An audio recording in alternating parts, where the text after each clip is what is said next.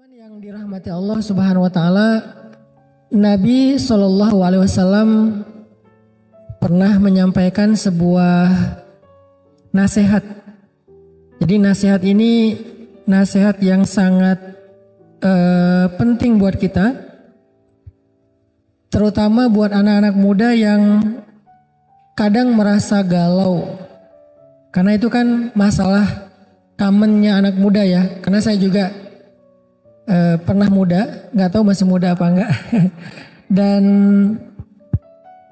sama masalah umumnya kita tuh anak muda itu ya galau tentang masa depan, galau tentang memilih jurusan, memilih fakultas, galau tentang masalah pertemanan, circle, galau tentang jodoh pastinya itu yang paling sering. Nah ini ada nasihat dari Nabi supaya kita bisa mengobati galau, mengobati gelisah, mengobati khawatir. Khawatir itu jadi bahasa Indonesia khawatir. Apa sebetulnya obat dari galau, khawatir, gelisah, takut, bahkan luka masa lalu? Karena luka mental, luka hati itu ada obatnya. Sehingga kita nggak menjadi orang yang patah larut dalam luka. Nggak jadi orang yang terpuruk gara-gara luka karena masa lalu. Ada obatnya. Termasuk mungkin sekarang lagi banyak juga yang galau tentang fitrah. Kayak ada yang kenapa ya saya diciptakan sebagai perempuan padahal saya pengen jadi laki-laki misalnya. Kenapa ya saya diciptakan jadi laki-laki padahal saya pengen jadi perempuan. Kayaknya lebih asik deh jadi perempuan. Saya pernah nanganin ya, lebih tepatnya istri saya ya, pernah nanganin pasien pasien mental kita yang dia itu udah sekitar 3 tahun jadi perempuan. Padahal dia laki-laki banget. Udah 3 tahun jadi perempuan, hampir operasi karena dia pengen sekarang tuh totally fisiknya perempuan, pengennya. Kalau kemarin baru akhlaknya, perilakunya yang perempuan, tapi fisiknya belum. Kemarin awal 2023 dia udah pengen operasi biar fisiknya jadi perempuan. Kalau Rumah Teduh itu menangani pasien kanker, kalau Peacefulan menangani pasien mental. Dan kita punya banyak banget pasien-pasien mental anak muda yang hasil bullying di sekolah, yang dipasung 3 tahun lebih di rumahnya sampai makan kotoran sendiri. Karena dianggap orang yang ODGJ, padahal bukan ODGJ, dia cuman mental. Nah pasien terbaru kita itu tadi, dia itu udah jadi perempuan 3 tahun, udah punya pacarnya laki-laki. Jadi udah pacaran, dia sebagai perempuan, pacarnya laki-laki gitu. Dan kata dia enak jadi perempuan. Soalnya kenapa dia jadi perempuan? Awal dia jadi perempuan tuh gara-gara kecewa sama perempuan. Dia itu ditinggalin sama pacarnya perempuan, nikah. Terus dia kayak menyesal jadi laki-laki. Oh gini banget ya jadi laki-laki itu bisa perasaannya nggak dijaga, disakiti, ditinggalin. Ah udahlah saya jadi perempuan aja biar dijaga perasaannya. Akhirnya dia pindah nih, shifting ke perempuan biar perasaannya dijaga. Nah selama dia jadi perempuan, dia ngerasa kayak enak banget. Dikasih jajan, ditraktirin makan, dibeliin hadiah, dijaga perasaannya, disayang, diperhatiin gitu kan. Selama 3 tahun. Tapi kan ini sesuatu yang gak fitrah. Pas ketemu sama kita ajak diskusi, pelan-pelan berubah. Kita dandanin ulang, kita touch up ulang, kita beliin baju yang laki-laki banget, flanel kotak-kotak, celana. Alhamdulillah udah berubah. Sekarang dia kerja di kita sebagai tenaga fisik ya, tenaga kayak buruh gitu, kayak tukang gitu ya di kita. Yang fisik banget, udah punya penghasilan sendiri. Terakhir kemarin mau nikah sama pasien mental kita yang ada di tempat kita, tapi pasien juga yang udah survive, perempuan. Jadi dia mau nikah sama perempuan, sekarang udah tunangan. Kenapa muncul kegalauan kayak gini? Nah ini kita pengen bahas nih hari ini. Kenapa ada yang galau masalah fitrahnya? Kok saya perempuan? Kok saya laki-laki? Kok saya nggak jelas mau jadi perempuan apa laki-laki? Kok saya lebih cenderung kepada sesama jenis dan seterusnya? Kenapa saya kok masih jomblo? Kenapa kok saya nggak pernah dapat orang yang ngeklik di hati? Kenapa kok saya jadi orang miskin? Kenapa kok saya punya orang tua yang broken home? Kenapa saya punya ayah dan ibu nggak kayak ayah ibunya teman saya yang mereka tuh happy banget, hangat banget keluarganya? Kenapa kok saya ngambil jurusannya ini padahal pengen saya, kenapa kok saya ngambilnya ekonomi padahal pengen jadi arsitek misalnya, senangnya gambar. Kenapa saya kok disuruh jagain adik padahal saya pengen ada me time. Kita sering mempertanyakan hidup kita sehingga bikin kita tuh kayak protes, galau, gak puas, beban. Dan itu ternyata ada nasihatnya dari Nabi SAW. Apa nasihat Nabi dalam hadis riwayat Al-Baihaqi dengan derajat sahih? Kata Nabi, al-iman bil qadari wal qada yuzilul hamma wal hazan. Ternyata kata Nabi, beriman kepada qada dan qadar atau takdir kalau bahasa kita akan menghilangkan alham dan hazan. Dua. Alham dan hazan. Apa itu ham? Ham itu adalah khawatir tentang masa depan. Itu hammun bahasa Arab. Mengkhawatirkan masa depan. Menggalaukan sesuatu yang belum terjadi. Itu namanya hammun. Sedangkan hazan itu menyedihkan atau marah, terluka, nggak nerima, protes, sedih tentang masa lalu. Jadi kalau ham itu sedih tentang masa depan, kita sebutnya galau, khawatir. Kalau hazan sedih tentang masa lalu, yaitu penyesalan, kemarahan, tidak menerima keadaan. Jadi ternyata dua penyakit ini, alham dan hazan, itu obatnya adalah rukun iman yang keenam. Apa? Percaya kepada qada dan qadar. Jadi percaya kepada takdir adalah obat dari hammun dan hazanun. Nah, inilah yang kita hari ini akan belajar. Gimana cara kita mengimani takdir? Terus apa hasil konkretnya dalam kehidupan kita? Lagi-lagi dakwah saya sejak 2014 itu bukan narasi.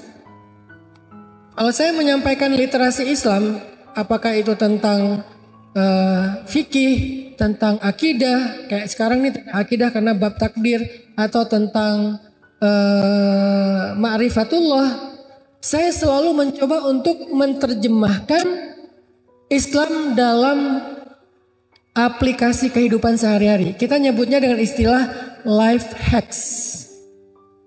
Jadi bukan sekedar lifestyle lagi, malah lebih konkret lagi, yaitu life hacks, cara hidup, bukan sekedar gaya hidup, cara hidup. Jadi kayak life hacks tentang di rumah misalnya, life hacksnya apa?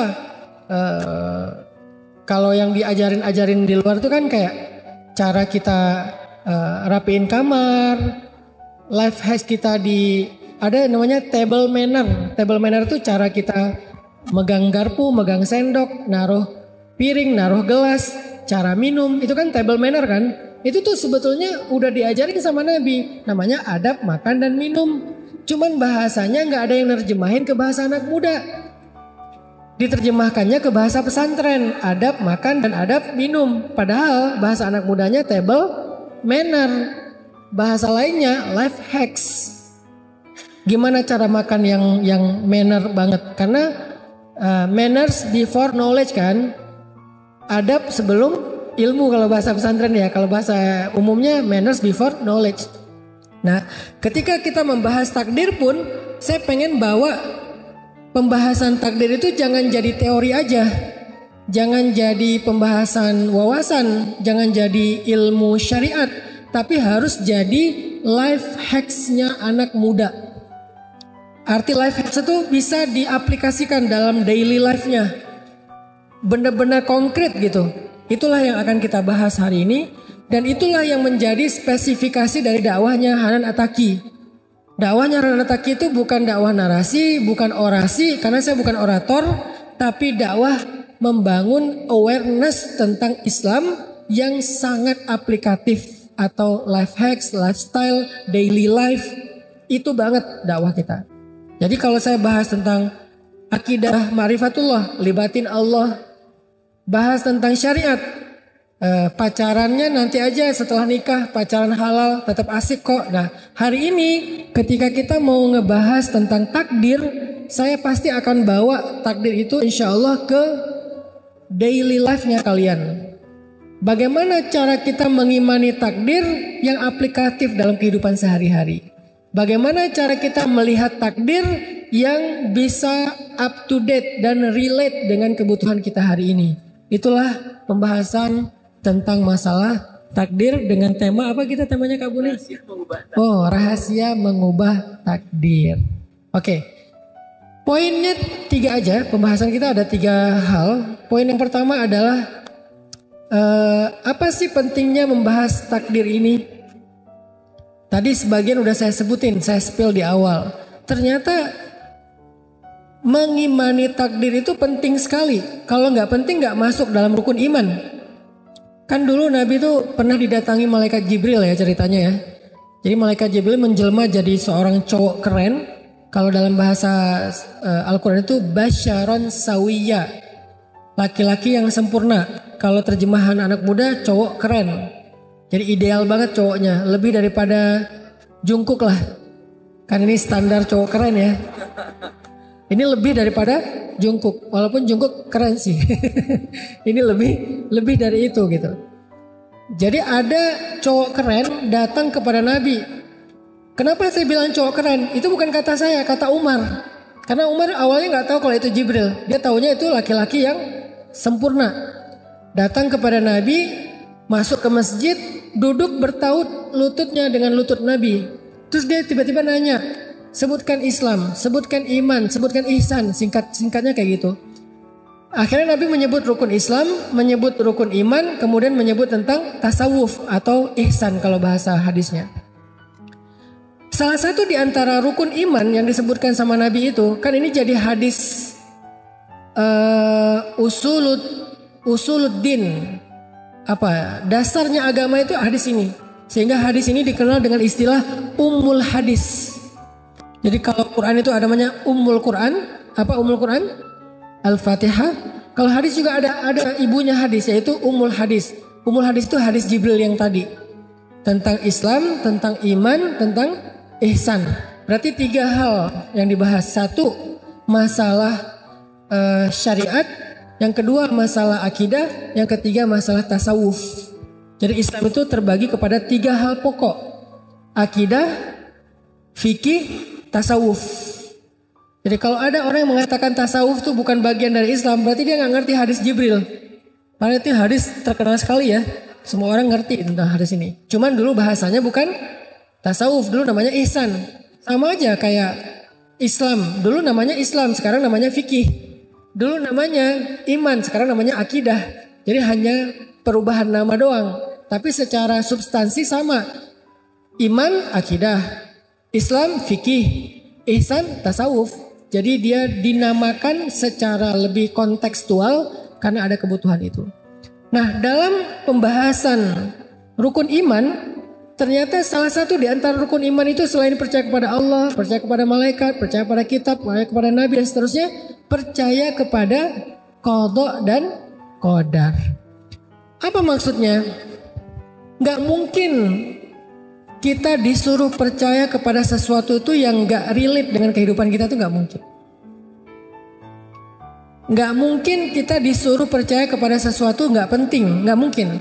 Karena rukun iman ini sifatnya fardu ain, semua orang harus dan harus utuh, gak boleh gak boleh dipisah-pisah. Secara parsial tuh gak boleh. Kalau rukun Islam boleh dipisah-pisah, misalnya zakat ya. Kalau kita nggak mampu ya nggak berzakat. Puasa, kalau kita nggak mampu ya berarti fidyah. Kalau nggak mampu qada. Apalagi Haji, kalau nggak mampu haji ya nggak perlu berhaji. Jadi rukun Islam itu kalau nggak dilaksanakan dengan alasan yang uzur syar'i masih boleh. Kecuali kayak sholat itu kan nggak mungkin ditinggal ya, nggak bisa berdiri duduk, nggak bisa duduk berbaring. Tapi ada yang bisa ditinggal kayak puasa, dia nggak bisa mengqadha karena sakitnya menaun, berarti dia bayar fidyah. Kan itu bukan puasa, itu kan gantinya puasa kan. Gitu juga dengan zakat, dia emang orang fakir miskin, nggak ada kewajiban berzakat, ya udah dia nggak bayar zakat mal. Haji, dia emang nggak punya kemampuan untuk berhaji, ya udah umroh aja belum, apalagi haji misalnya. Umroh kan lebih ringan, biayanya lebih ringan, waktunya lebih fleksibel, itu aja dia nggak sanggup, apalagi haji. Ya udah, berarti dia nggak ada kewajiban haji, karena bagi yang mampu. Berarti dia cuma bisa syahadat sama sholat, yang lain nggak bisa. Boleh, sah Islamnya, sah Islamnya. Tapi kalau iman nggak boleh. Saya percaya pada Allah aja deh. Kalau malaikat tergantung malaikatnya dulu. Kalau malaikat Israel saya nggak percaya karena takut gitu kan. Kalau malaikat Mungkar Nakir malas ditanya-tanya melulu di dalam kubur. Kalau malaikat Malik saya takut juga, penjaga neraka. Kalau saya senangnya Jibril, Mikail, Ridwan ya. Kenapa? Mikail kan bawa rezeki, bawa jodoh gitu. Kalau Jibril bawa wahyu. Jibril aja saya agak males sih. Karena setiap dia turun bawa perintah, bawa larangan. Itu tuh Yahudi banget tuh. Karena orang Yahudi gak suka sama malaikat Jibril. Makanya gak ada orang Yahudi yang anaknya dikasih nama Gabriel. Rata-rata nama anak mereka itu Michael. Dan direkam oleh Al-Quran. Yang memusuhi Jibril berarti memusuhi Allah, kata Allah kan. Kenapa? Mereka tuh gak suka sama Gabriel. Soalnya Gabriel setiap turun bawa perintah. Mereka kan gak suka diperintah-perintahin. Mereka pengen bebas. Mereka sukanya sama malaikat Mikail. Yang setiap turun bawa rezeki. Dan gak boleh dipisah-pisah malaikat itu. Begitu juga para nabi. Saya mah senangnya sama ngefansnya sama Nabi Sulaiman. Karena dia kayak sakti gitu. Saya ngefansnya sama Nabi Musa karena dia kuat. Saya ngefansnya sama Nabi Yusuf karena dia ganteng. Gak bisa.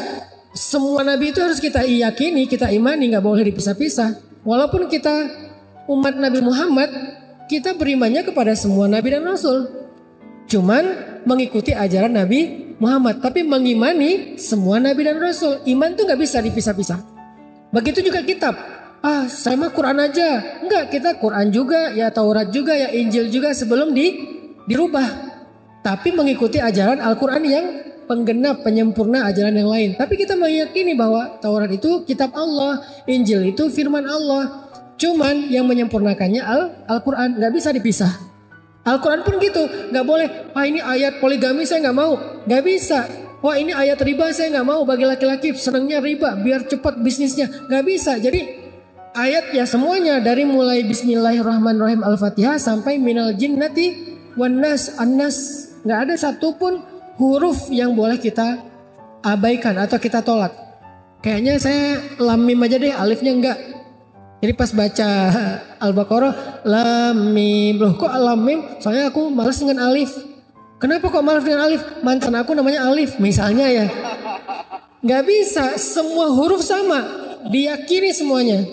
Jadi satu huruf aja kita tolak dalam keyakinan, berarti kita ditolak imannya. Iman tuh kayak gitu teman-teman. Makanya, tapi Ustadz boleh nggak kita misalnya belum mampu mengamalkan, itu masuknya ke Islam bukan iman. Misalnya nih, bab riba. Kita harus ada keyakinan bahwa ya riba itu emang nggak boleh, harus yakin itu. Tapi kalau belum mampu berarti imannya benar, Islamnya belum sempurna gitu aja. Belum mampu mengamalkan. Belum mampu mengamalkan. Kita harus yakin yang namanya hijab menutup aurat itu wajib. Yakin. Tapi kalau auratnya belum sempurna ditutup, ya itu berarti babnya bab Islam bukan bab iman. Imannya udah utuh. Hanya Islamnya lagi bertahap, berproses. Jadi dalam bab iman kita gak boleh satupun dikurangin, gak boleh. Termasuk masalah takdir. Jadi di antara rukun iman ada takdir yang disebut dengan qadha dan qadar. Gak boleh dipisah. Saya percaya takdir yang baik-baik aja deh. Yang buruk-buruk saya kayak gimana ya? Masa sih harus kayak gitu? Nah, nggak bisa. Kita yakini semuanya. Kenapa yakini semuanya? Berarti pasti ada kebaikan di dalamnya. Nggak mungkin Allah menyuruh kita meyakini sesuatu yang nggak ada kebaikan di dalamnya, itu nggak mungkin. Maka itulah pentingnya belajar takdir. Belajar takdir sebetulnya bukan belajar doktrin, bukan. Kesannya kayak kita dipaksa, bukan. Belajar takdir itu adalah belajar untuk healing. Karena kata Nabi tadi apa? Beriman kepada qada dan qadar bisa menghilangkan dua penyakit hati, al-hammu wal hazan. Dan itu adalah healing, self healing buat kita. Bisa mengobati diri kita. Terhadap apa? Terhadap dua penyakit. Penyakit khawatir tentang masa depan, apapun namanya, bisa galau, bisa khawatir, bisa gelisah, dan seterusnya. Dan penyakit sedih tentang masa lalu, yang dikenal dengan istilah hazan. Bisa sakit hati, bisa luka tentang masa lalu, bisa dendam, bisa marah, bisa trauma, apalagi macam-macam variannya. Dua penyakit ini bisa sembuh kalau kita benar-benar tahu bagaimana beriman kepada takdir. Jadi belajar takdir itu bukan belajar doktrin. Saya paling gak suka Islam itu disampaikan secara doktrin ya. Saya gak suka. Kenapa? Gak fair. Sehingga kita gak siap dengan serangan orang-orang liberal. Kalau kita belajar Islam secara doktrin, kita nggak akan siap dengan logika-logika orang liberal. Berarti kita nggak punya pertahanan. Begitu datang logika orang liberal, kita langsung, oh kayaknya ini yang benar nih. Lebih logis soalnya. Saya selama ini belajar Islam nggak pernah logis. Dipaksa aja sama orang tua saya, ya udah saya nurut. Tapi sekarang saya kan udah dewasa, saya bisa berpikir sendiri. Yang dijajalin adalah pemikiran liberalisme, sekularisasi. Akhirnya kita ya terpengaruh. Makanya dalam pandangan saya nggak bisa kita ngajarin Islam itu secara doktrin. Islam itu emang harus logis, dan Islam itu emang logis kok, nggak usah dipaksain. Logis. Siapa bilang udah terima aja, nggak usah banyak tanya? Nggak gitu cara belajar Islam. Untuk anak kecil ya, kan ini udah remaja, harus belajar secara lebih logis. Apa kebutuhan kita kepada materi Islam? Kenapa kita belajar takdir? Udah terima aja takdir, emang kayak gitu dari sononya. Ayatnya jelas, qala Allah wa qala Rasul. Nggak bisa. Kenapa? Kalaupun kita ambil, kita nggak kuat. Begitu datang badai logika liberalisasi, langsung roboh itu karena kita nggak punya pertahanan, nggak punya reason, nggak punya jawaban, nggak punya alasan, nggak punya sebuah awareness, kesadaran. Kenapa kita begini? Makanya belajar takdir selama ini kan kita disuruh hafal kan, rukun Islam udah hafal, rukun iman udah hafal, bahkan sifat-sifat Allah 20 udah hafal. Mungkin yang lebih serius lagi udah hafal aqaid khamsin, 50 akidah. Sifat Allah yang wajib, sifat Allah yang mustahil, sifat Allah yang jaiz, sifat Nabi yang wajib, sifat Nabi yang mustahil, sifat Nabi yang jaiz. Kita udah hafal aqaid 50. Tapi tahu nggak apa maksudnya? Terus ngerti nggak aplikasinya dalam kehidupan kita apa? Kalau cuma hafalan itu bukan pertahanan, itu adalah sebuah bahan. Kalau kita nggak tahu cara ngeraciknya, bahan itu tetap mentah. Makanya hari ini kita akan bahas dari sekian banyak materi Islam, satu aja, yaitu tentang beriman kepada takdir. Apa relevansinya dalam kehidupan kita? Ternyata beriman kepada takdir itu obat hati. Ternyata beriman kepada takdir itu adalah self healing. Ternyata beriman kepada takdir itu adalah awareness yang paling tinggi. Kalau kita nggak belajar takdir, kita nggak punya awareness tentang diri kita. Tentang self awareness tuh nggak muncul. Kita nggak, apa saya tuh apa ya? Kenapa ya? Hidup saya ini apa ya? Kenapa ya? Nggak tahu. Sehingga nggak punya self awareness. Kalau nggak punya self awareness, kita tuh mudah dipengaruhi. Jadi belajar takdir itu yang Allah udah terapkan udah Allah rumuskan dalam rukun iman, emang penting sekali. Jadi belajar rukun iman itu yang penting, selain percaya kepada Allah dan seterusnya, itu semuanya penting. Salah satunya ya tadi kebutuhan anak muda adalah self healing, self awareness, self improvement, supaya akhirnya kita bisa tumbuh dengan pertumbuhan yang baik sebagaimana Sayyidah Maryam. Sayyidah Maryam itu salah satu contoh takdir loh. Kan ayah ibunya berharap punya anak laki-laki kan. Terus tiba-tiba pas lahir, karena dulu nggak bisa di USG ya, pas lahir perempuan. Aku melahirkan anak perempuan dan tidaklah sama laki-laki dengan perempuan, kan gitu ayatnya.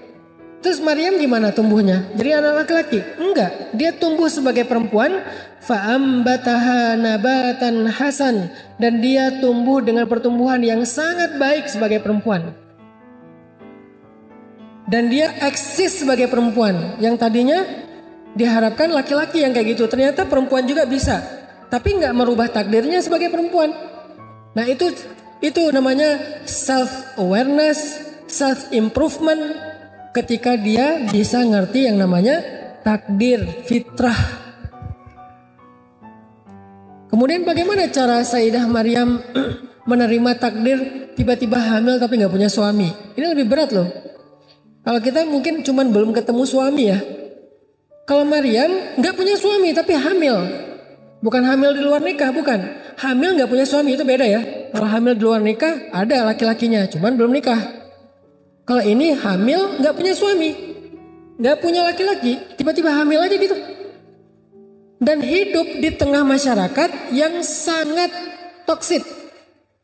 Toksik banget tuh masyarakatnya. Masyarakat apa? Bani Israel. Kita mungkin toksiknya cuman segeng lah.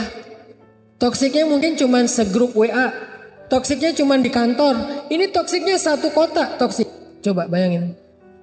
Semuanya senang ngebully. Bani Israel itu senang ngebully banget. Jangankan Sayyidah Maryam, para nabi aja dibully. Para nabi dibunuh, para nabi dimusuhi, para nabi disiksa. Sayyidina Yahya, Sayyidina Zakaria kan dibunuh. Berarti kan ini masyarakat benar-benar toksik banget nih. Energi negatifnya tuh udah total gitu. Bayangin Sayyidah Maryam ditakdirkan punya anak, nggak punya suami, hidup di tengah masyarakat toksik. Sampai Sayyidah Maryam pernah bilang, ya laitani mittu qabla hada wa kuntu nasyam mansiya. Aduhai seandainya aku mati aja. Sampai ngomong gitu coba. Seandainya aku mati aja dan aku tidak pernah dikenal oleh siapapun dan aku dilupakan. Kenapa Sayyidah Maryam ngomong kayak gini? Saking Sayyidah Maryam takut dibully. Kebayang nanti akan gimana dibully tuh.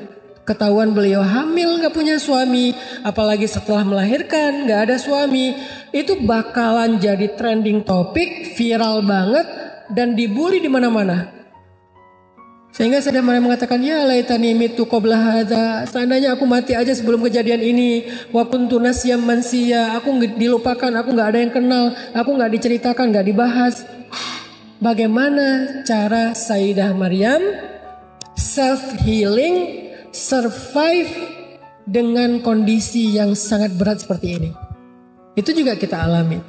Bagaimana Sayyidina Yusuf bisa survive dengan ujian yang juga berat. Ditakdirkan punya kakak-kakak yang dengki sama beliau. Terus beliau dilemparkan ke dalam sumur. Ditakdirkan ketemu sama musafir. Bukan ketemu sama ayahnya. Ayahnya nyari malamnya. Nyari gak ketemu. Dia ditemukan oleh siapa? Sama musafir. Musafir membawanya kemana? Membawanya ke Mesir dari Palestina.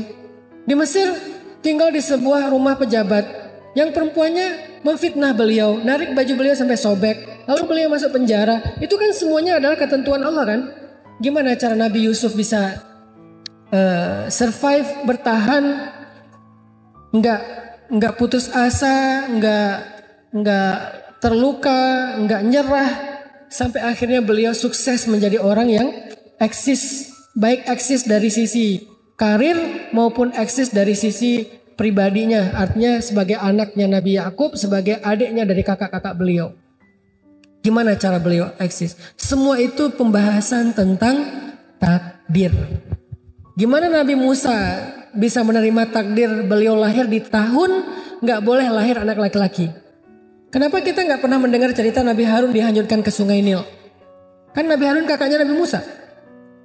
Berarti kondisinya sama di Mesir. Karena Harun lahir di tahun boleh melahirkan anak laki-laki. Karena diselang-seling, 1 tahun boleh, 1 tahun gak boleh. Tahun ganjil boleh lahir anak laki-laki, tahun genap gak boleh lahir anak laki-laki. Harun lahir di tahun ganjil, aman, gak ada cerita Harun dihanyutkan. Musa lahir di tahun genap, gak boleh lahir anak laki-laki, sehingga dihanyutkan. Ini kan takdir. Kenapa sih gak ditunda beberapa bulan lah biar lahirnya di tahun ganjil gitu, sehingga nggak ada adegan hanyut segala macam. Kenapa sih Allah mentakdirkannya harus hanyut? Kenapa nggak dibawa lari aja, dibawa hijrah aja ke negeri yang lain sama ibunya? Kenapa malah disuruh hanyutkan ke Sungai Nil? Udah dihanyutkan, kenapa takdirnya malah masuk ke selokan yang membawanya ke istana Firaun? Bukankah mau dihindari dari Firaun, kok malah ke sana, ke rumahnya Firaun? Kenapa nggak hanyutnya ke Sudan? Kan Mesir Sudan Sungai Nil tuh. Kenapa nggak hanyutnya ke negeri yang lain yang jauh? Dan banyak lagi pertanyaan-pertanyaan takdir. Tapi pada masa itu mereka tidak mempertanyakan takdir, teman-teman. Kok bisa? Kok bisa mereka beriman? Beriman itu lebih tinggi daripada sekedar percaya ya. Karena beriman itu bukan hanya menerima takdir, tapi percaya takdir itu yang terbaik udah. Ini tingkat yang keren sih. Kalau cuma percaya, oke lah, saya percaya takdir itu ketentuan Allah, oke. Nerima, lebih tinggi lagi daripada percaya. Saya nerima kok, udah gak ada pilihan. Itu tingkatan di atas percaya. Lebih tinggi lagi, beriman. Saya yakin takdir itu emang udah yang terbaik. Jadi 3 tingkatan tuh. Percaya takdir, menerima takdir, meyakini takdir. Dan dalam rukun iman, bukan percaya, bukan menerima, tapi yakin. Beriman. Ini kalau mau dibedah teman-teman. Berarti ada di level kita menganggap takdir itu sebagai anugerah. Kita menganggap takdir itu sebagai kebaikan. Kita merasa beruntung karena takdir kita. Itulah tingkatan orang yang beriman yang paling tinggi. Beriman kepada takdir. Beruntung saya begini. Alhamdulillah saya begini. Alhamdulillah saya begitu. Alhamdulillah suami saya ini. Orang yang percaya takdir, saya percaya suami saya itu adalah takdir saya, tapi ya udahlah. Ini percaya, saya terima kok suami saya sebagai takdir karena gak ada pilihan. Ini menerima, tapi suami saya itu emang yang terbaik dalam hidup saya, itu beriman. Beda ya. Begitu juga laki-laki. Saya gimana ya? Emang udah takdir Allah istri saya itu namanya percaya. Tapi masih ngegerutu gitu, masih komplain ya, masih komplain. Ya gimana lagi ya? Ya emang udah takdir Allah. Saya percaya kok itu emang udah ketentuan dari Allah, gimana lagi? Dia masih komplain. Tingkatan di atasnya. Ya udahlah, terima aja. Memang udah gitu takdir saya. Ya apa yang ada ya saya terima. Itu di atasnya lagi, udah nggak komplain tapi udah nerima. Cuman belum meyakini. Di atasnya lagi. Istri saya itu emang yang terbaik yang Allah pilihkan untuk saya. Itu namanya beriman kepada takdir. Pekerjaan juga gitu. Ngambil jurusan juga gitu. Fitrah kita sebagai laki-laki atau perempuan juga gitu. Tinggi dan rendah juga kayak gitu. Hitam dan putih juga kayak gitu. Mancung dan pesek juga kayak gitu. Semuanya. Ada tingkatan percaya. Ada tingkatan menerima. Ada tingkatan beriman. Orang yang percaya. Saya percaya kok kalau hidung saya tuh emang Allah yang cipta, emang kayak gini hasilnya. Saya percaya ini ciptaan Allah. Bukan hasil ibu saya ini salah makan apa, bukan. Emang ciptaan Allah, hidung saya kayak gini misalnya. Tinggi saya sekian.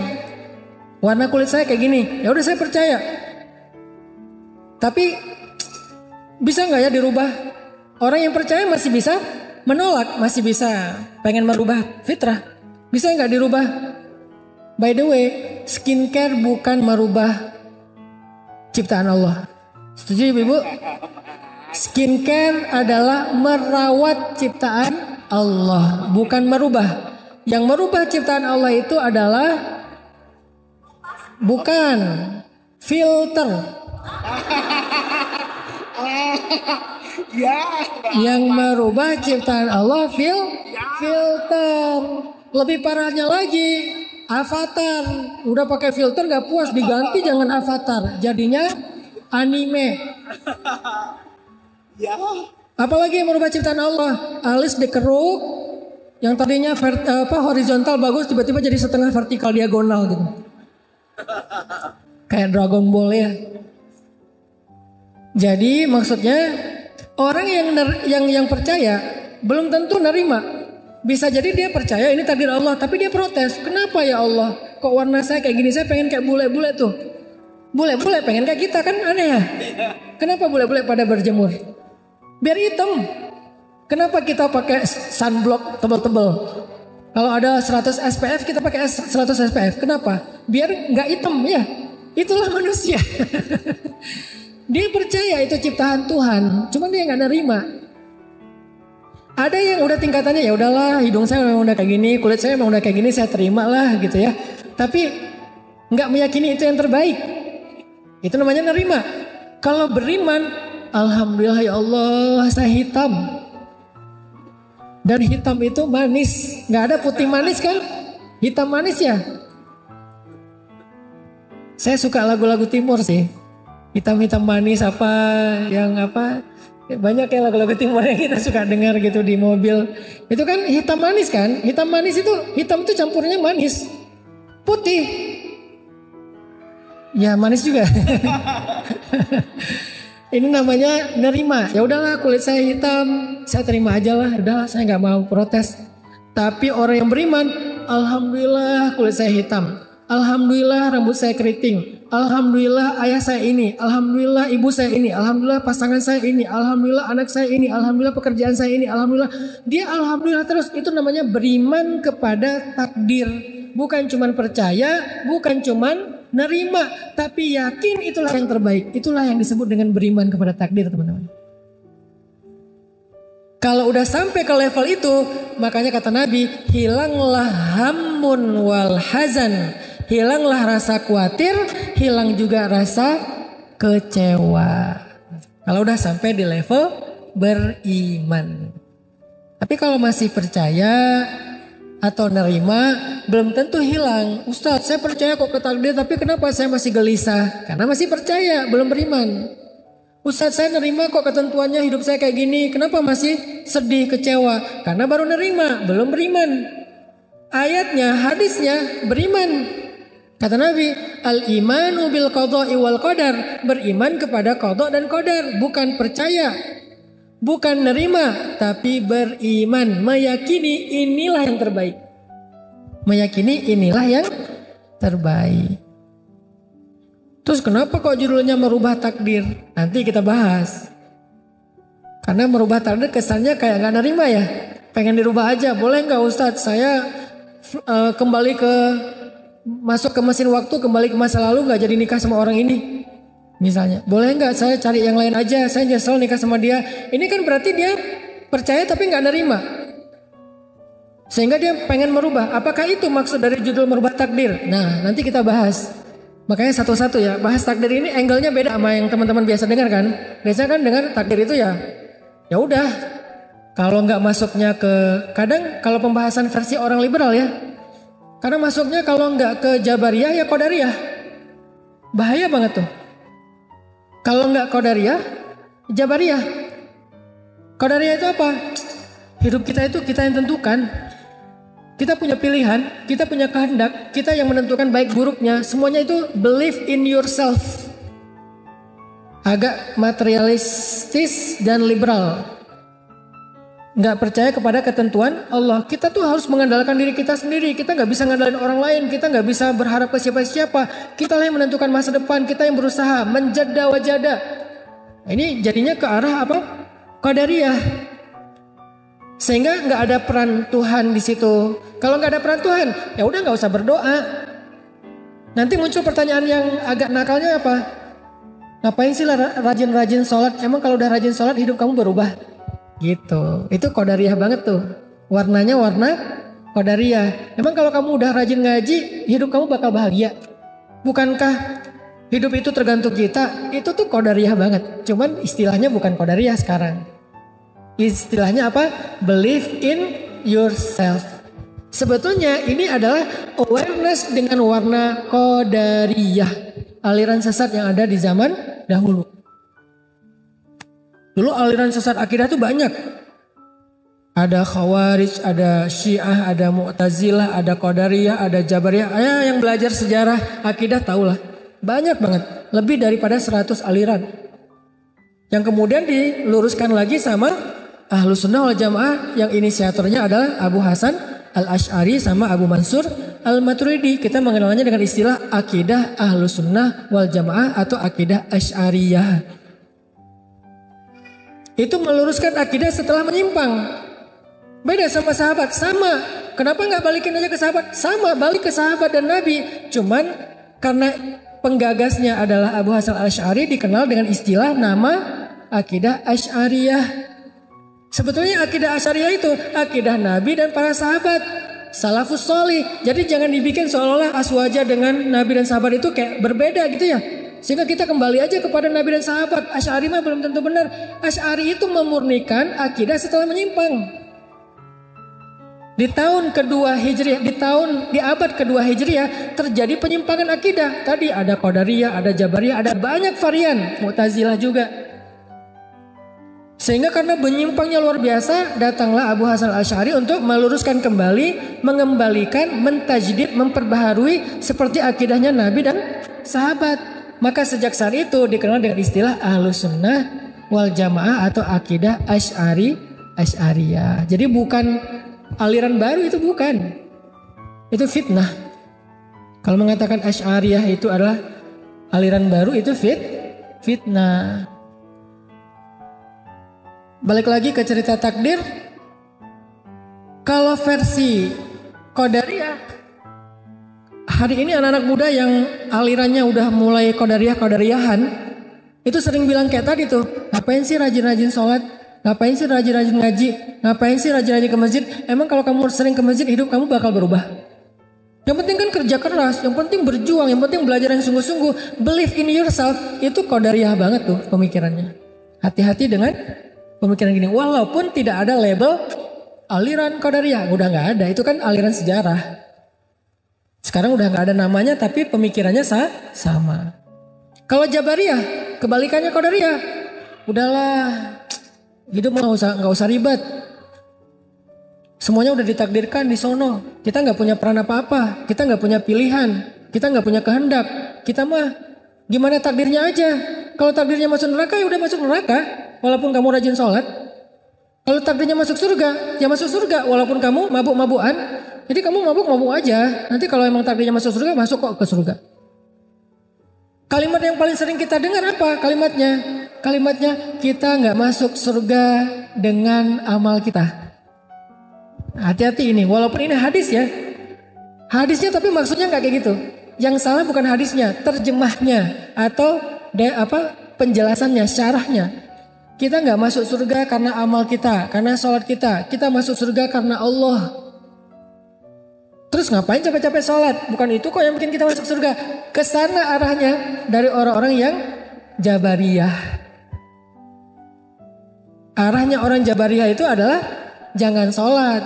Kenapa? Karena bukan dengan sholat kita masuk surga, tapi dengan takdir Allah. Kalau alirannya Qadariyah, jangan sholat juga. Kenapa? Karena sholat gak akan memperbaiki hidup kita, tapi usaha kita. Tetap ujung-ujungnya dari dua aliran ini, jangan sholat. Jangan berdoa. Jangan taat-taat banget lah. Yang satu, kenapa gak taat? Karena itu gak akan ngerubah hidup lo. Yang kedua, karena semuanya udah ditentukan, ngapain capek-capek? Bukan itu yang buat kita akan masuk surga. Sama, ini ekstrim kanan, ekstrim kiri nih. Yang satu kesannya kayak percaya banget sama takdir. Yang satu lagi menentang banget takdir. Tapi ekstrim kanan, ekstrim kiri. Muncullah Ahlus Sunnah wal Jamaah yang wasatiyah, pertengahan. Apa pertengahannya? Ini kata-kata yang tepat tentang Ahlus Sunnah wal Jamaah dalam bab takdir. Kita merencanakan, Allah yang menentukan. Kita merencanakan, Allah yang menentukan. Artinya kita punya peran dalam merencanakan. Baik rencana bumi maupun rencana langit. Baik ikhtiar bumi maupun ikhtiar langit. Itu peran kita. Ikhtiar bumi apa? Kalau dalam karir bekerja sungguh-sungguh. Ikhtiar langitnya berdoa yang sungguh. Berdoa yang sungguh, beribadah yang sungguh, bersedekah yang sungguh. Itu ikhtiar langit. Ikhtiar buminya bekerja yang sungguh, berusaha yang sungguh, itu ikhtiar bumi. Kita yang mengikhtiarkan, Allah yang menentukan hasilnya. Itulah versi Ahlussunnah wal Jamaah. Jadi nggak murni mengandalkan ikhtiar kita, nggak murni juga kayak apa berlepas tangan kepada takdir. Dia di tengah. Yang menentukan semuanya Allah, bukan kita. Tapi tugas kita ya ikhtiar.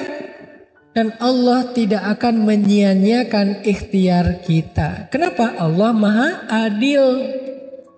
Allah Maha Syakur. Arti syakur, menghargai. Maha loh, maha banget. Maha banget lagi. Apa arti maha? Ya banget. Jadi kalau Maha Syakur berarti menghargai banget. Ada nggak orang yang menghargai banget?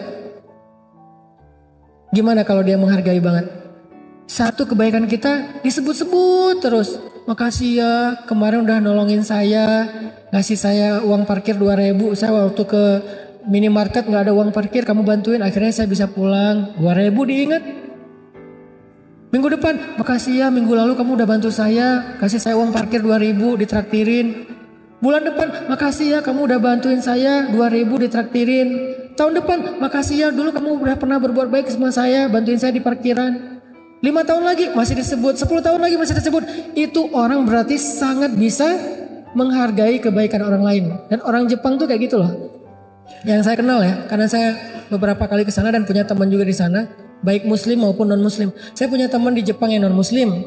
Saya punya teman di Korea opah-opah yang non muslim, dan dia adalah pemain sinetron The Sassy Girl.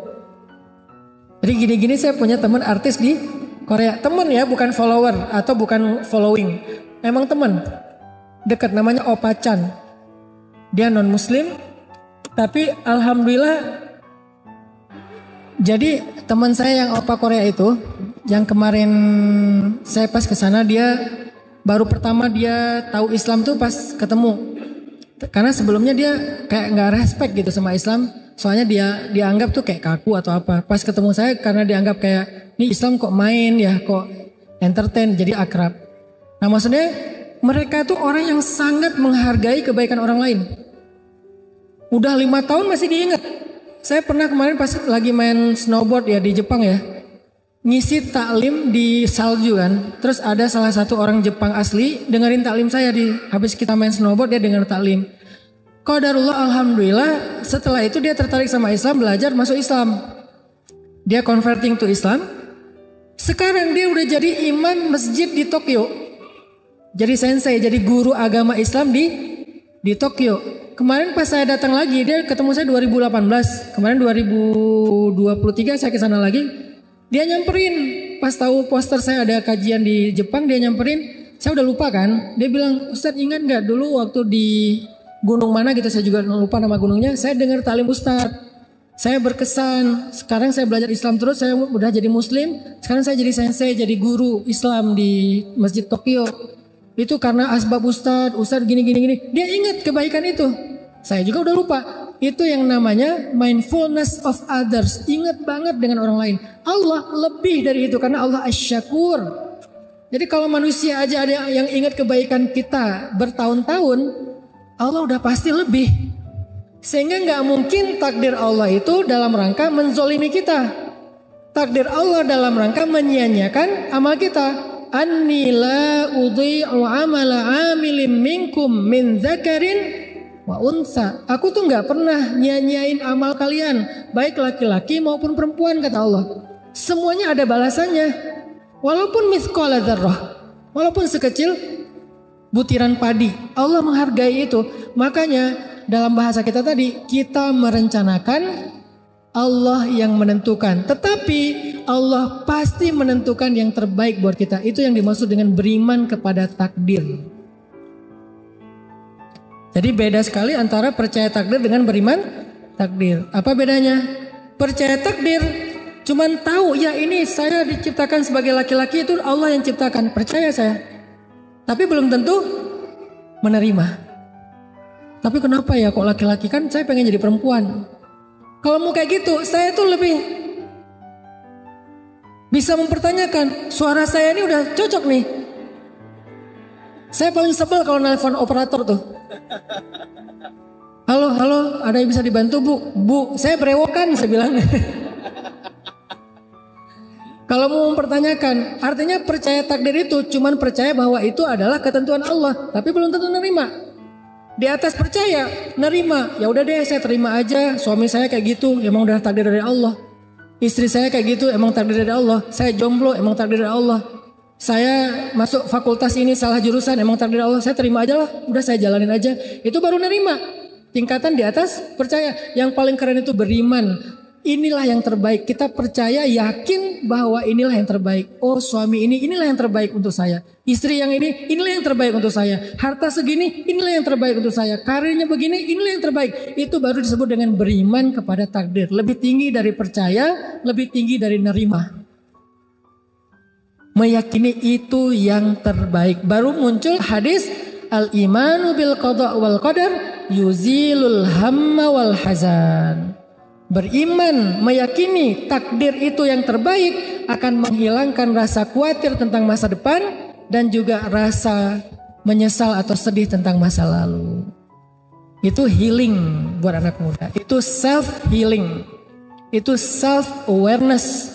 Barulah dengan itu kalian bisa self improvement, mengembangkan diri kalian. Gak bisa kalian self improvement dengan memprotes takdir.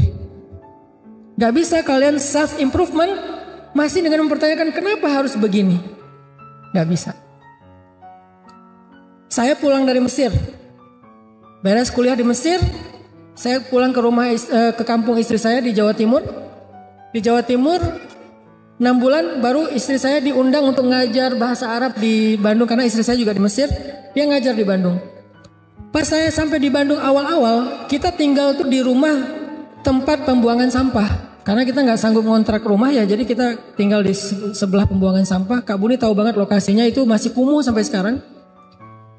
Kalau saya mempertanyakan takdir, saya waktu itu mungkin akan bertanya kenapa kayak gini. Kenapa saya saking miskinnya pernah makan sampah loh.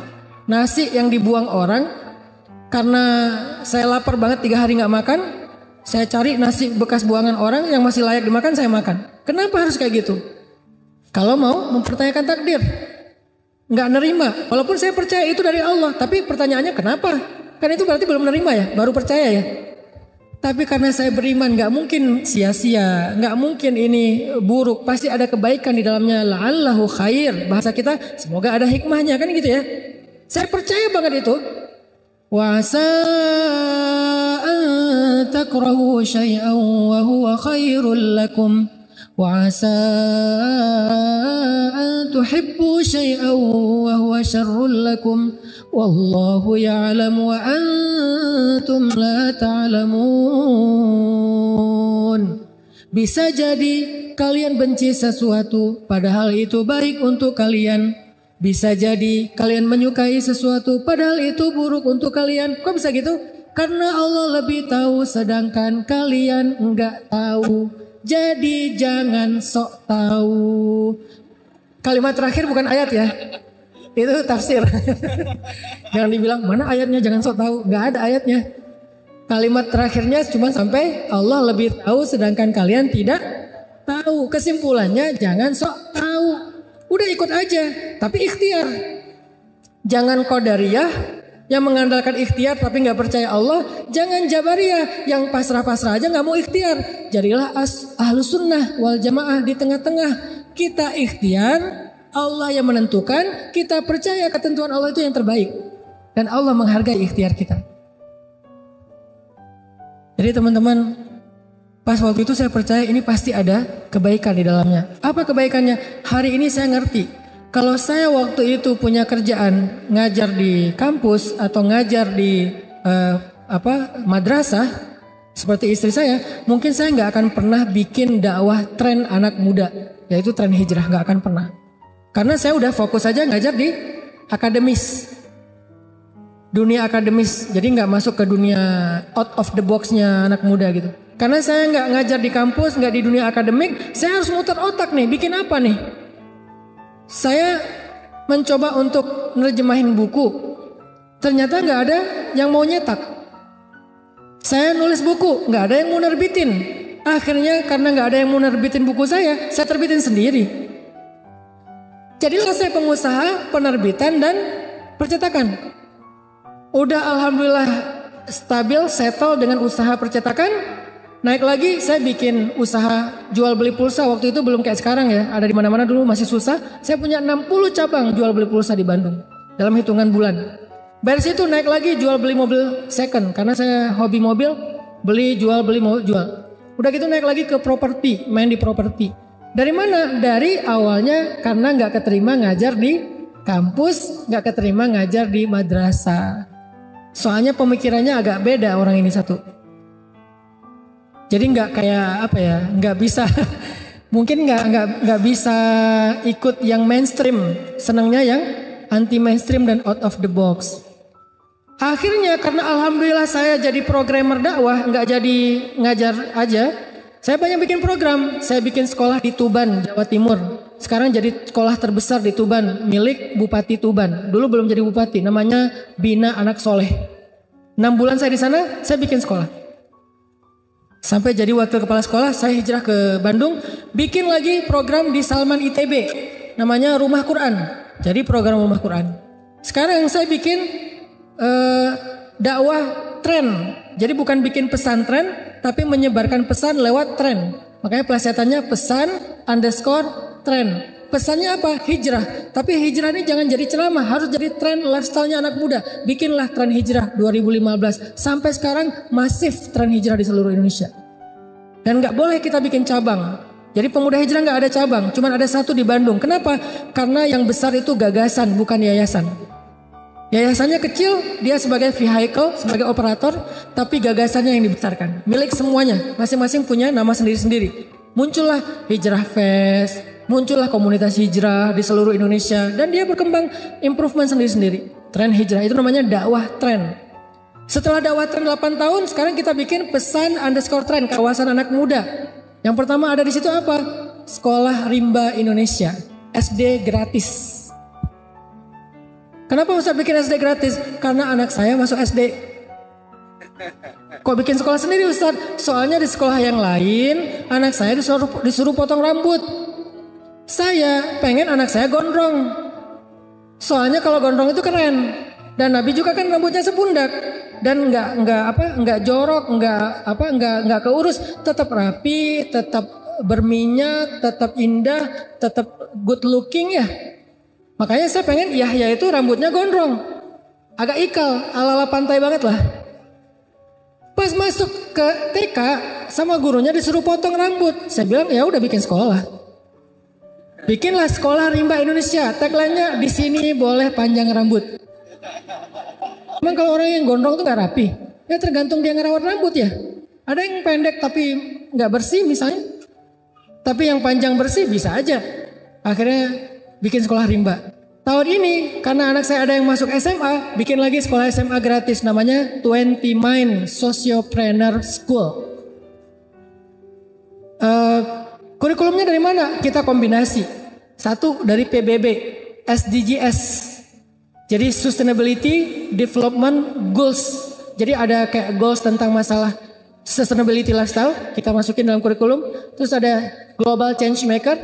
Terus ada namanya ASOKA, juga tentang change maker. Terus pastinya dari Islam, karena kita menguasai di bidang itu. Jadilah sekolah 20 Mind dengan tagline Success Before 20. Kenapa sukses harus tunggu 30 tahun dulu? Sebelum 20 tahun dia bisa jadi CEO kok. Dia bisa punya business owner.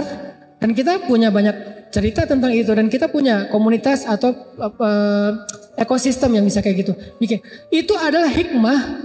Itu adalah takdir terbaik dari saya gak keterima ngajar di kampus, gak keterima ngajar di madrasah. Yang keterima berarti itulah takdir terbaik dia. Saya gak keterima, itulah takdir terbaik saya. Begitu orang yang beriman kepada takdir. Bukan cuman percaya, bukan cuman nerima, tapi beriman, meyakini takdir itulah yang terbaik untuk dia. Bisa jadi karena kita dikasih ujian di dalam rumah. Saya punya teman ya, dia diuji dengan anak yang istimewa. Gimana istimewanya? Autis. Karena anaknya ini istimewa, bapaknya juga diberikan rezeki yang istimewa. Ada keluarga yang anaknya harus cuci darah, bapaknya rezekinya lancar banget. Tapi ketika anaknya udah wafat, rezekinya seret. Jadi kesulitan biasanya datang membawa kemudahan. Makanya kalau ngelihat takdir sulit, jangan yang dilihat angle-nya sulit doang. Coba di switch, lihat angle yang lain. Apa kemudahan yang dia bawa? Pasti ada, nggak mungkin nggak ada. Kalau nggak ada berarti ayatnya salah dan nggak mungkin ayatnya salah. Bersama kesulitan ada kemudahan, bersama kesulitan ada kemudahan. Satu paket. Jadi kalau kita diuji dengan suami, mungkin kita diberkahi dengan anak. Diuji dengan anak, diberkahi dengan keluarga. Atau diuji dengan keluarga, diberkahi dengan teman. Diuji dengan teman, diberkahi dengan sahabat yang lain. Dan seterusnya. Gak pernah sendiri. Pasti berdua dengan kemudahan. Itu satu paket. Makanya beriman kepada qadha dan qadar, syarrihi wa khairihi. Yang buruk menurut kita ataupun yang baik. Karena dua-duanya, kalau yang baik ya berarti baik. Kalau yang buruk minimal membawa kebaikan. Makanya saya sering bilang quote-nya gini. Kalau pasangan kita bukanlah kebaikan dalam hidup kita, menurut kita gak ada kebaikannya, maka sesungguhnya kebaikan hidup kita datang lewat dia. Yakinlah itu. Kalau pasangan kita, pekerjaan kita, nasib kita, keadaan kita bukanlah kebaikan menurut kita dalam hidup, maka yakinilah kebaikan datang melalui itu. Mungkin suami kita bukan kebaikan, Ustadz. Udah saya pikir-pikir tentang suami saya gak ada kebaikannya. Kayaknya gak mungkin sih. Tapi kalaupun ya kayak gitu, walaupun gak mungkin ya. Kecuali suami kita Firaun kali ya. Kalau suami kita Firaun oke, gak ada kebaikannya. Siapa yang kayak gitu? Ya Asia istri Firaun. Ada gak kebaikan Firaun? Ada Ustadz, apa? Dia gak poligami. Itu bukan kebaikan. Misalnya Firaun, sebutlah Firaun sebagai ujian bagi Asia. Kan gak ada kebaikan Firaun kan? Gak mungkin ada orang bilang, menurut saya Firaun itu baik juga sih.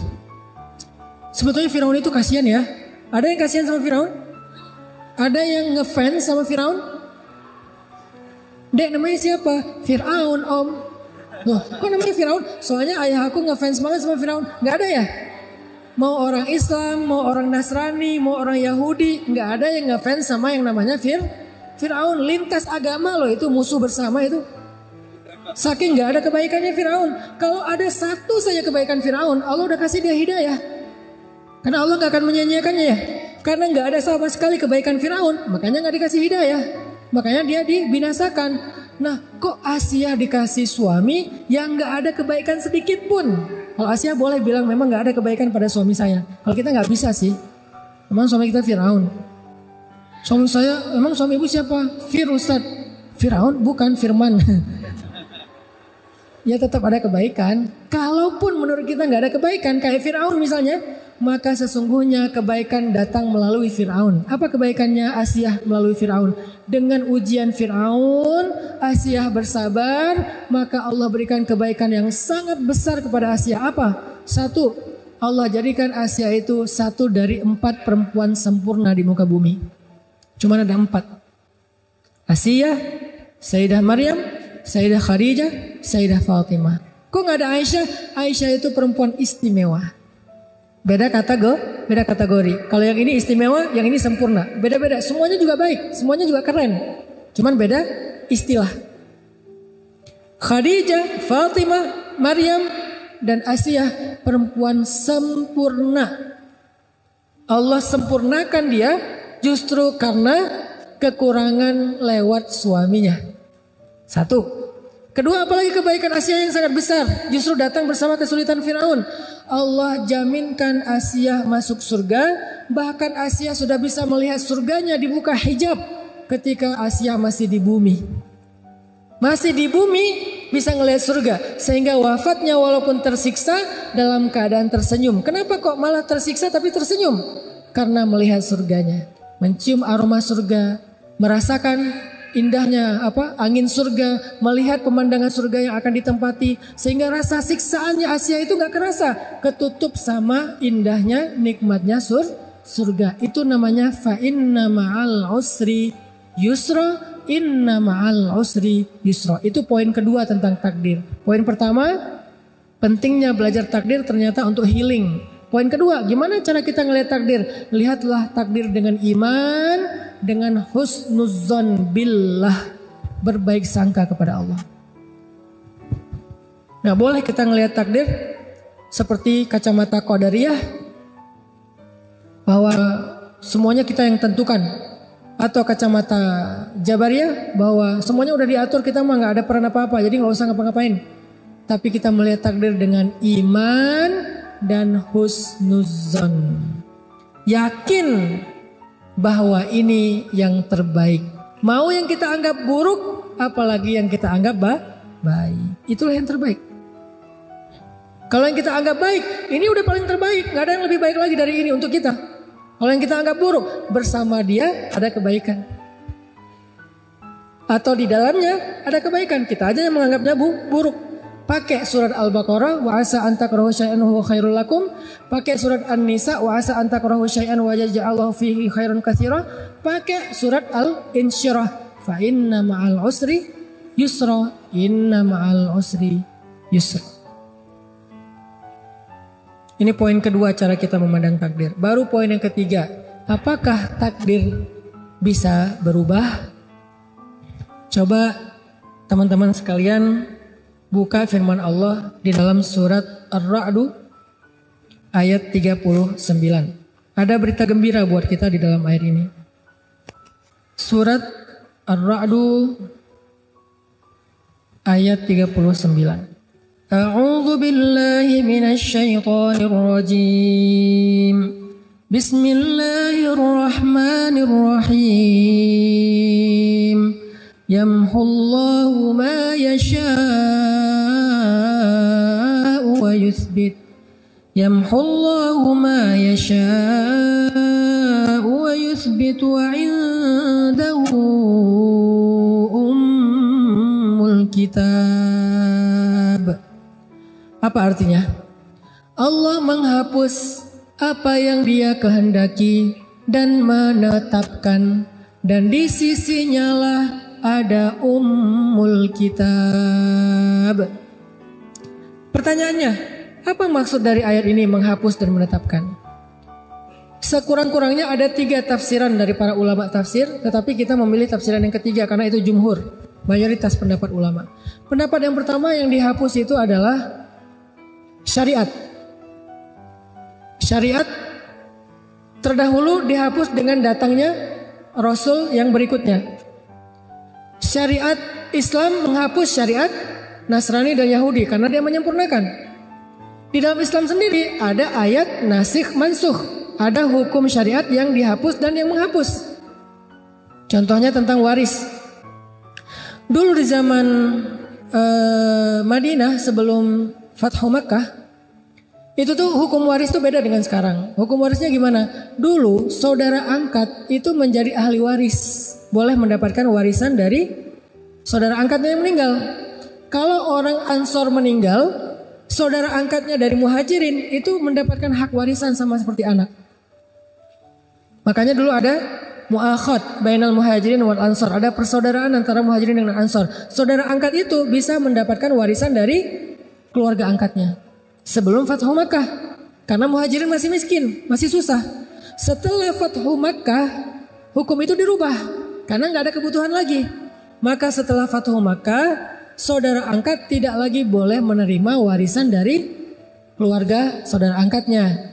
Dia boleh menerima hibah dan seterusnya. Tapi kalau warisan nggak bisa, hanya anak biologisnya, dan itu sesuai dengan pernikahan.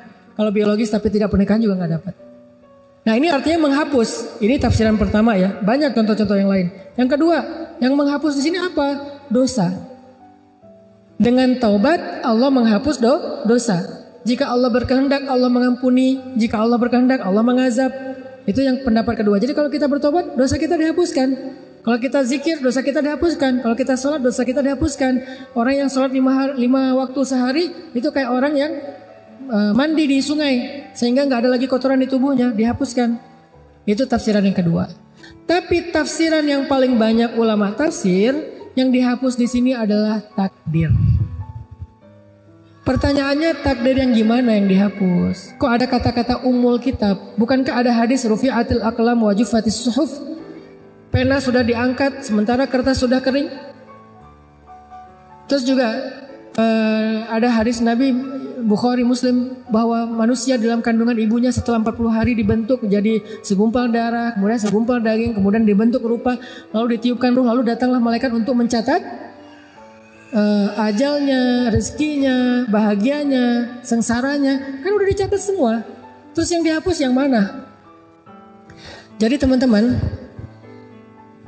yang dihapus itu adalah kata para ulama tafsir keadaannya, bukan kejadiannya. Contoh, kita matinya kapan? Itu udah takdir tercatat di Lauhul Mahfuz. Nama lain dari Lauhul Mahfuz itu adalah Ummul Kitab. Sebelum kita diciptakan itu udah ditulis di Lauhul Mahfuz. Ketika kita diciptakan ditulis ulang lagi oleh malaikat. Jadi 2 kali kita dicatat.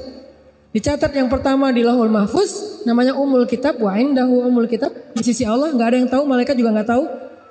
Kemudian Allah suruh malaikat untuk menulis ulang ketika di dalam rahim ibu. Baru malaikat tahu. Udah dicatat tuh. Kapan ajal kita, mati kita kapan, di mana. Tapi keadaannya Allah yamhu wa yusbit. Allah berkehendak untuk menghapus dan menetapkan. Tapi semuanya ada dalam ilmu Allah. Disebut dengan qada. Qada itu artinya ilmu, pengetahuan Allah. Bukankah Allah punya sifat ilmun, kudrat, iradat ya? Sedangkan takdir kan ada qada, ada qadar. Qada itu ilmu Allah, qadar itu kejadiannya. Kejadiannya tidak berubah. Kita akan mati pada tanggal itu. Tetapi keadaannya bisa husnul khotimah, bisa su'ul khotimah. Sehingga muncullah doa dari Umar bin Khattab dan Abdullah ibnu Mas'ud tentang takdir. Dan kedua sahabat ini ulamanya sahabat, bukan sahabat biasa, ulamanya sahabat. Jadi sahabat itu ada 7 ulama mereka. Kibarus sahabah atau kibarul ulama indas sahabah. 7 ulama besarnya sahabat. 2 di antara 7 itu Umar dan Abdullah ibnu Mas'ud. Kedua orang ulamanya sahabat ini pernah berdoa gini, Allahumma in kunta katabtani min ahlil syaqiyah famhini waktubni min ahli sa'adah fa innaka tamhu ma tasha wa tuthbit wa indaka ummul kitab. Ya Allah, seandainya engkau mencatat aku termasuk orang yang sengsara, yang celaka, yang gak bahagia, hapuslah catatanku dan gantilah aku menjadi orang yang bahagia. Engkau menghapus apa yang engkau kehendaki dan menetapkan, dan di sisimulah ummul kitab. Umar bin Khattab pernah melakukan perjalanan dari Madinah ke satu negeri. Di tengah jalan tiba-tiba dapat berita bahwa negeri itu sedang diserang wabah yang menular. Kalau di kita tuh kayak pandemi yang kemarin ya. Nah, pas Umar tahu di sana itu lagi ada wabah dan menular, Umar balik arah pulang, nggak jadi lanjut. Terus orang-orang nanya kepada Umar, afirarun min qadarillah ya Amirul Mukminin? Apakah kita lagi lari nih dari takdir Allah wahai Amirul Mukminin? Apa jawaban Umar? Naam, firarun min qadarillah ila qadarillah. Ya, kita lagi lari dari satu takdir Allah ke takdir yang lain. Apa maksudnya? Kita lari berharap mendapatkan takdir yang baik, menghindar takdir yang buruk. Takdir yang maksud di sini apa? Keadaannya. Dan semua itu ada di dalam ilmu Allah. Semua itu tercatat di Lauhul Mahfuz. Makanya tugas kita berikhtiar, merencanakan, berharap, meminta kepada Allah. Allah yang mengubahnya. Iyasya yamhu wa iyasya yusbit. Kalau Allah berkehendak ya Allah hapus. Kalau Allah berkehendak ya Allah tetapkan. Tapi semuanya adalah ketentuan Allah dan Allah maha adil kepada hambanya. Jadi kita matinya tetap di tanggal yang sama, tapi dalam keadaan yang Allah berkehendak seperti apa dan kita berharap yang terbaik. Begitu juga jodoh. Jadi siapa jodoh kita misalnya ditetapkan? Si Agus misalnya. Mas Agus. Ya udah nggak akan jadi bagus, ya Agus saja, nggak ditambah B ya. Jadi Agus tetap Agus. Tapi kalau kita belum berdoa kepada Allah meminta takdir yang baik, bisa jadi Agus ini dijengkelin. Bisa jadi kita dengan Agus ini nggak happy, ribut terus, panas terus keadaannya, nggak ada rasa, dingin. Tapi begitu kita ya Allah, jika engkau takdirkan aku dengan Agus ini ribut terus, hapuslah ya Allah, ganti dengan romantis. Tiba-tiba dia pulang kerja bawa bunga. Tiba-tiba dia nelpon, kamu udah makan belum? Loh kan hari ini puasa. Oh ya maaf. Tiba-tiba dia meluk kita, sayang sama kita, kata-katanya romantis. Tiba-tiba kita muncul rasa yang sangat besar kepada dia. Itu takdir Allah. Dan kita minta kepada Allah yang terbaik. Orangnya nggak berubah, tapi keadaannya berubah. Anaknya nggak berubah, tapi kesolehannya berubah. Pekerjaannya nggak berubah, tapi keberkahan rezekinya berubah. Dan kita meyakini semua itu adalah yang terbaik di sisi Allah. Ada cerita, Nabi pernah cerita gini. Nanti di hari kiamat ada 4 orang yang masuk neraka karena dia ahli maksiat, dosa, banyak dosanya. Setelah lama di neraka, keempat orang ini dikeluarkan dari api neraka, dihisap ulang. Apakah dosanya udah habis atau masih sisa? Ketika dihisap, ternyata dosanya masih banyak. Saking banyaknya dosa, udah diazab masih banyak dosanya. Lalu kata Allah kepada malaikat, masukkan mereka lagi ke dalam neraka. Ketika mereka mau dibawa ke neraka, salah satu dari 4 orang ini menoleh dan mengatakan, "Ay Rabbi, ya Allah, ma zanantu annaka satu'iduni ilan nar." Ya Allah, saya nggak pernah berpikir, zon ya, saya nggak pernah berpikir engkau akan memasukkan saya lagi ke api neraka. Justru saya berpikir engkau akan memasukkan saya ke surga ya Allah. Saya pikir engkau sudah mengampuni dosa saya ya Allah. Saya nggak pernah berpikir engkau akan memasukkan saya lagi ke dalam neraka. Dia husnuzon kepada Allah. Dia husnuzon kepada Allah.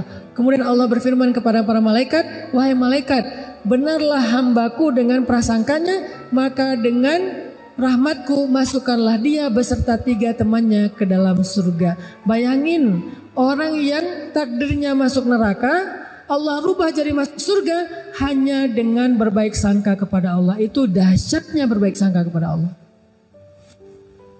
Sehingga seneraka apa sih hidup kita? Coba, seneraka apa hidup kita? Sama nggak dengan neraka? Yang nggak jauh. Jadi kalau neraka aja bisa berubah menjadi surga, apalagi hidup kita yang nggak neraka-neraka banget sih. Walaupun kita bilang hidup saya neraka banget Ustaz, enggak, jauh dari neraka. Kita aja nggak tahu gimana azab api neraka ya. Hidup kita tuh nggak neraka sama sekali, walaupun nggak surga-surga banget juga sih. Hidup kita tuh nggak neraka-neraka banget. Jadi ngapain kita berputus asa seolah-olah nggak bisa bahagia? Orang yang dari neraka aja Allah takdirkan masuk surga dengan berbaik sangka kepada Allah. Sama kayak cerita Nabi tentang umat Nabi Musa. Nabi Musa pernah nanya ke Allah, kan Nabi Musa itu kalim ya, bisa bicara dengan Allah. Rabbi, kata Nabi Musa, siapa umatku yang paling rendah derajatnya, yang paling telat masuk surganya? Kata Allah, umatmu yang paling rendah derajatnya itu tuh laki-laki buta yang paling telat masuk ke tempat ibadah. Dicari sama Nabi Musa, oh ini nih, orang tua buta kalau ibadah pasti masbuk. Istiqomah banget masbuknya, bertahun-tahun masbuk aja. Ke ma'bad, ke tempat ibadahnya Nabi Musa, dia pasti telat. Ini nih orang yang paling rendah nih. Suatu saat dia wafat. Ketika dia wafat, Nabi Musa nanya kepada Allah, ya Rabbi, di neraka mana dia sekarang setelah dia wafat? Kata Allah, Musa, dia di dalam taman-taman surga. Kuburnya seperti taman surga. Nabi Musa heran, ya Rabbi, bukankah dia itu orang yang paling rendah, yang paling terakhir dapat nikmat surga? Kenapa kuburnya bukan jadi lubang neraka, Pak, malah jadi taman surga? Apa kebaikan dia ya Rabbi? Padahal dia orang yang paling rendah. Harusnya kami duluan yang masuk surga. Kenapa dia duluan? Maksudnya surga kubur ya. Lalu Allah menjawab Musa, suatu hari dia diajak jalan sama teman-temannya apa istilahnya tuh? Dituntun. Dia diajak jalan sama temannya, dituntun sampai ke sebuah taman yang sangat luas, indah, nikmat. Terus temannya bilang, taman ini luas banget ya, kata temannya. Terus dia bilang gini, enggak, sesungguhnya rahmat Allah lebih luas. Dia cuma ngomong gitu, berbaik sangka kepada Allah. Enggak, sesungguhnya rahmat Allah itulah yang paling luas. wahai Musa, benarlah hambaku, rahmatku luas, maka dengan rahmatku aku rubah takdirnya menjadi ahli surga. Sama kayak nenek di zaman Nabi Musa juga. Nabi Musa itu ceritanya banyak banget, baik dalam Al-Quran maupun di hadis. Kan di Al-Quran itu cerita yang paling panjang selain cerita Nabi Muhammad, Nabi Musa ya. Ada di banyak surat kan. Di dalam hadis juga Nabi pernah bercerita tentang nenek-nenek yang minta anak. Ya Nabi Allah, berdoalah kepada Allah supaya saya punya anak. Nabi Musa, ya Allah ini ada nenek-nenek minta anak. Kata Allah, Musa takdirnya dia gak akan punya anak. Nek maaf ya, Allah udah mentakdirkan nenek gak punya anak. Oh iya, pulang. Besok balik lagi, ya Nabi Allah, doakan kepada Allah saya punya anak. Kan udah kemarin, siapa tahu hari ini berubah. Ya Allah, nenek yang kemarin minta anak. Musa, takdirnya gak akan punya anak. Nek, kata saya juga, sabar ya gak akan punya anak. Walaupun dialognya gak gitu-gitu banget sih. Ini storytelling. Oh iya, pulang lagi. Lusa datang lagi. Nabi Musa doain saya punya anak. Kan udah kemarin. Ya siapa tahu hari ini berubah. Ya Allah, nenek yang kemarin takdirnya gak akan punya anak. Nek, sabar aja. Takdir nenek emang gak akan punya anak. Ya udahlah. Ya pulang. Gak balik-balik lama. Setelah sekian lama datang-datang bawa bayi. Nabi Musa. Tangannya gak gini sih. Nabi Musa. Nenek yang dulu iya. Ini siapa? Ini anak saya. Anak saya gimana maksudnya? Ya anak biologis saya. Nenek ini pakai bahasa biologis. Ilmiah banget. Ini anak saya, ini anak kandung saya kalau bahasa orang dulu ya. Gimana ceritanya nenek bisa punya anak? Ya tanya aja ke Allah. Ya Allah, gimana cerita si nenek bisa punya anak? Allah bilang, setiap kali dia datang kepadaku berharap punya anak, aku jawab takdirnya gak akan punya anak. Dia pulang dengan mengatakan, Ya Rahim, irhamni. Ya Rahim, irhamni. Ya Allah, Ya Rahman, Ya Rahim, Maha Penyayang, kasihanilah saya. Wahai Maha Pengasih, kasihanilah saya. Wahai Maha Pengasih, kasihanilah saya. Engkau pasti kasihan sama saya. Engkau pasti gak tega sama saya. Berbaik sangka sama Allah. Besok datang lagi. Nabi Musa doain saya punya anak. Saya bilang dia gak akan punya anak. Ya Rahim, kasihanilah saya. Engkau pengasih kan? Pasti kasihan kan sama saya. Datang lagi.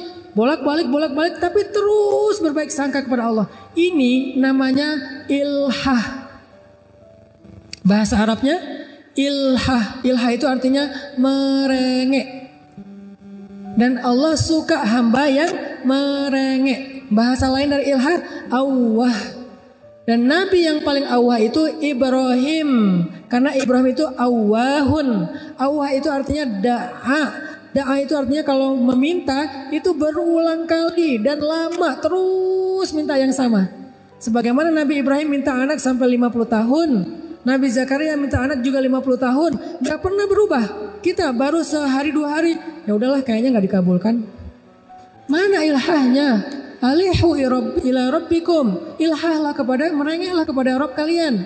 Allah itu pasti akan menghargai rengekan kita. Gak terganggu loh. Gak enak loh merengek sama Allah, ntar Allah repot. Siapa bilang Allah repot? Allah sibuk tapi gak repot. Emang Allah sibuk sih? Kulla yaumin huwa fi sya'an. Setiap hari Allah sibuk. Tapi wala ya'uduhu hifdhuhu, mah gak pernah repot. Akhirnya karena nenek ini merengek berbaik sangka sama Allah. Kata Allah, dengan rahmatku aku rubah takdirnya sehingga dia punya anak. Makanya rubah takdir itu adalah hak Allah. Tapi Allah maha adil, maha syakur. Sehingga Allah berfirman dalam hadis qudsi, wahai hamba-hambaku, sesungguhnya aku mengharamkan kepada diriku zolim, maka janganlah kalian berlaku zolim kepada sesama kalian. Allah aja mengharamkan dirinya dari sifat zolim. Gak mungkin Allah zolim sama kita. Berarti Allah itu adil, kebalikan dari zolim kan? Allah itu adil. Kalau kita berbaik sangka, Allah pasti menunjukkan persangkaan kita. Kalau kita berharap, Allah pasti gak akan mengecewakan kita. Kalau kita meminta, Allah pasti ngabulin permintaan kita. Pasti dengan kehendak Allah. Sehingga Allah yang berkuasa, yamhu wa yuthbit, menghapus dan menetapkan. Tetapi Allah juga maha adil dan maha syakur. Semoga 3 poin ini bisa menjelaskan maksud dari beriman kepada takdir dalam konteks kehidupan kita. Sekarang apapun masalah kita, coba lihat itu dari angle iman kepada takdir. Bukan cuma percaya, bukan cuma nerima, tapi meyakini itu yang terbaik. Tapi kata kuncinya kita mengusahakan, kita merencanakan, kita mengikhtiarkan, Allah yang menentukan. Dan Allah pasti menentukan yang terbaik untuk kita. Kalau kita anggap itu buruk, maka bisa jadi di dalamnya ada kebaikan atau keburukan itu membawa kebaikan. Barakallahu fikum.